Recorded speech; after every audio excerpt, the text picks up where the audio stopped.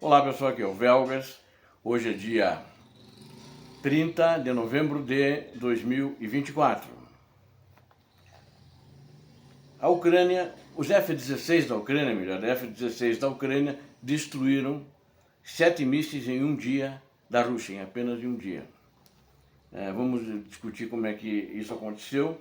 Eu vou também discutir o teatro de operações, como segundo item, né? Vou fazer um resumo do teatro de operações, mas também vou falar já em seguida, que eu quero expandir um pouco mais, como que está a situação em Kursk e como também que está a situação da tropa norte-coreana que está sendo treinada em Kursk. Ainda não terminou o seu treinamento. Então são esses os principais assuntos desse vídeo. Bom, o F-16. Os F-16 foram elogiados numa última entrevista de ontem com o presidente Volodymyr Zelensky, que disse que naquele dia os F-16 à noite levantaram um voo e destruíram 7 mísseis lançados pela Rússia contra a infraestrutura crítica da Ucrânia, ou seja, basicamente é a estrutura de energia elétrica que o ditador russo quer deixar a Ucrânia no escuro, mas não somente por causa do escuro, mas quer deixar sem eletricidade para que o povo ucraniano passe frio no inverno rigoroso, congelante da Ucrânia. Então esse é o objetivo dele, é fazer esse terrorismo contra a população, para a população se revoltar e quem sabe pressionar o governo, né, do presidente Volodymyr Zelensky a fazer um acordo a qualquer preço, enquanto ele ataca a infraestrutura. Estava-se estudando a possibilidade de um acordo dele não bombardear, o ditador russo não bombardear mais a infraestrutura da Ucrânia e a Ucrânia não bombardearia mais as infraestruturas de energia também, mas a energia relativa ao petróleo, no caso as refinarias, cujos bombardeios estão acontecendo regularmente, de petróleo e gás. O acordo não deu certo, então a Ucrânia continua fazendo esse bombardeio, inclusive recentemente, eu noticiei há 1 ou 2 dias atrás, que fizeram uma destruição de uma refinaria também a 1.200 quilômetros da Ucrânia. Então, acho que não houve e não haverá acordo sobre isso e o ditador russo claramente parece que não quer um acordo. Mas esse bombardeio, que essa refinaria que foi destruída, melhor, perdão, os F-16 que destruíram, foi uma grande vitória. E o próprio presidente Zelensky elogiou muito a atuação dos F-16 e ele comentou: outras missões têm sido atribuídas aos F-16 que estão se saindo muito bem. Bom, enquanto isso, vamos passar para o segundo item, que é o teatro de operações. Eu quero, ontem então, que foi o dia 29, né, houve 172 confrontos no teatro de operações, muito intensos, né? Na realidade, quando eu digo muito intensos são os que aconteceram no leste da Ucrânia, ali na região de Donetsk, especificamente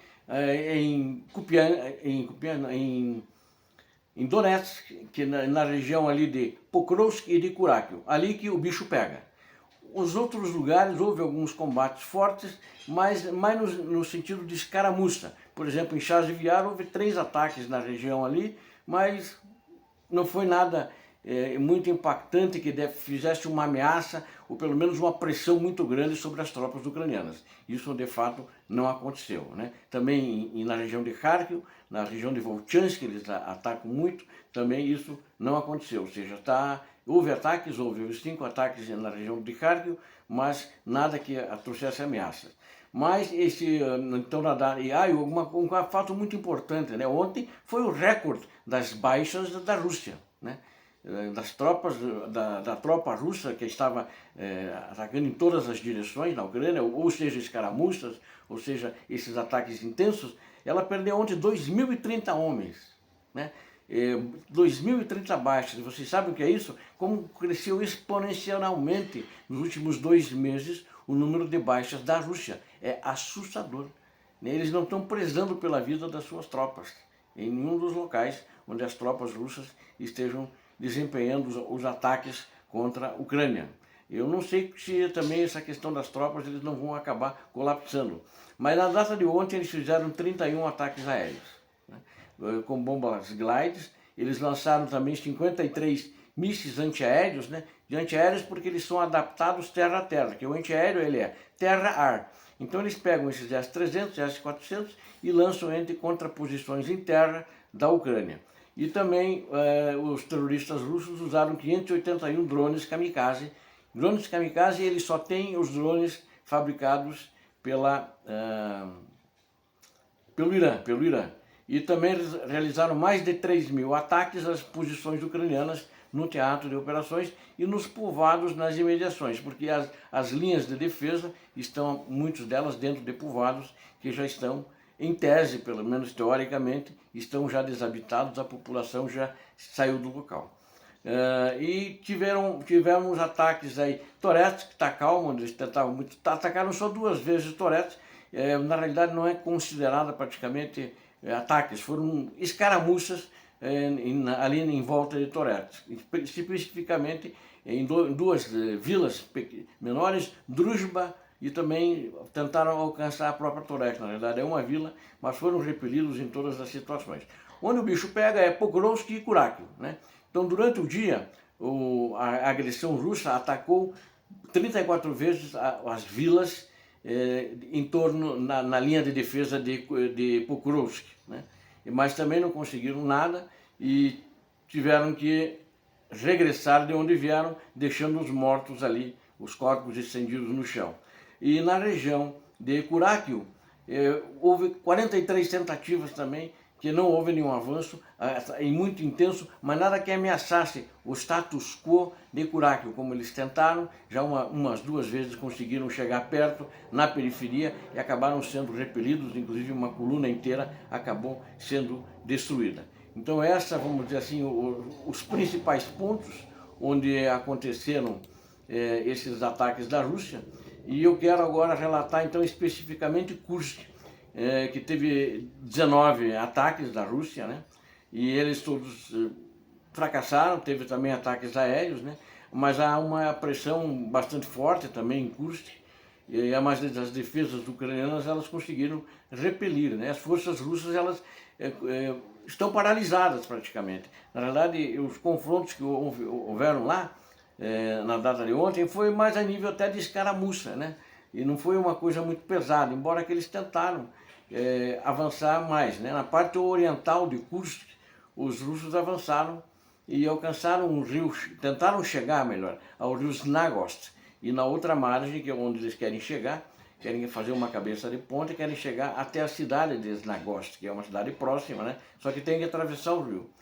Se eles conseguirem atravessar o rio, eles vão chegar lá, mas até vão colocar uma estrada que passa para Novo Yavonilka, que a Ucrânia tem um local de abastecimento lá, a logística dela está lá, e poderiam eventualmente ameaçar as posições ucranianas aí e a logística ucraniana nessa vila, eu falei cidade, mas é vila. E o único local viável para os russos estabelecerem uma cabeça de ponte é numa localidade chamada Darino, que tem edifícios altos ali, e daria um local para armazenar os fornecimentos, a logística da Rússia naquela região.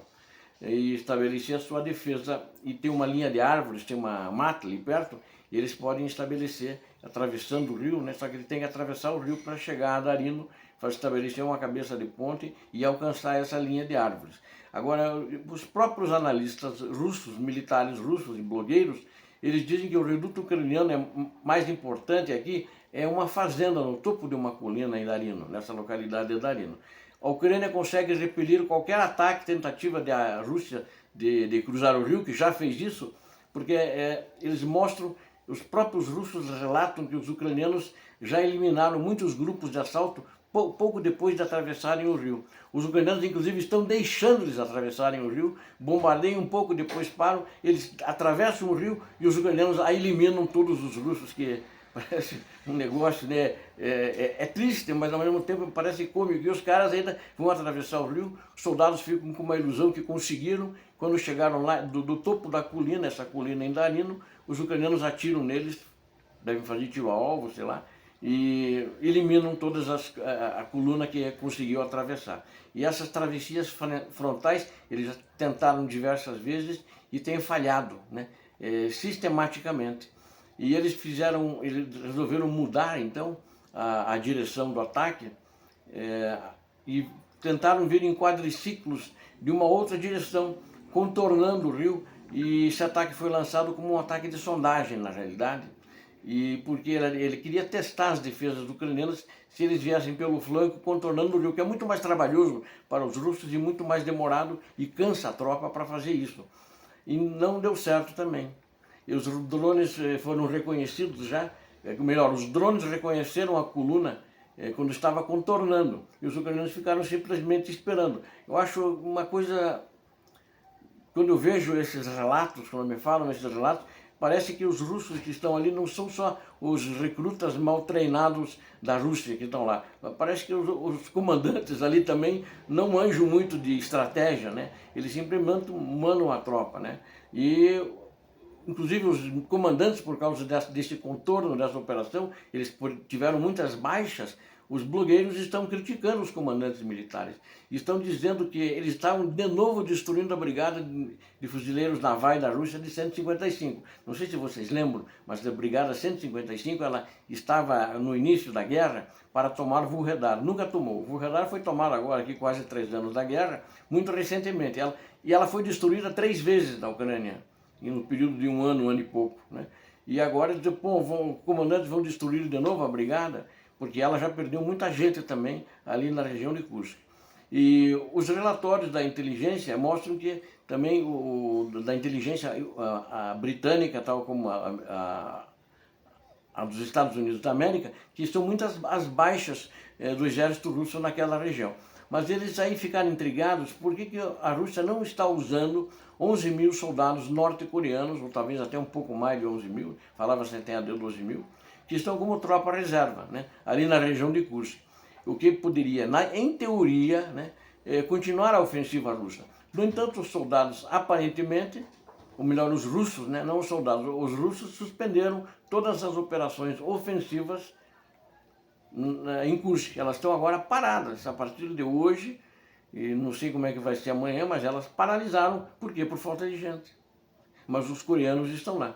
Mas aí alguns prisioneiros russos que estiveram com os coreanos, eles foram feitos prisioneiros de guerra pelos ucranianos, eles, ao serem interrogados sobre os coreanos, eles explicaram que elas não têm sido envolvidas em operações em larga escala na linha de frente, né, porque eles têm uma grave falta de experiência, né, não só em combate, mas em treinamento. O treinamento deles é muito ruim, o que imaginava ser o contrário.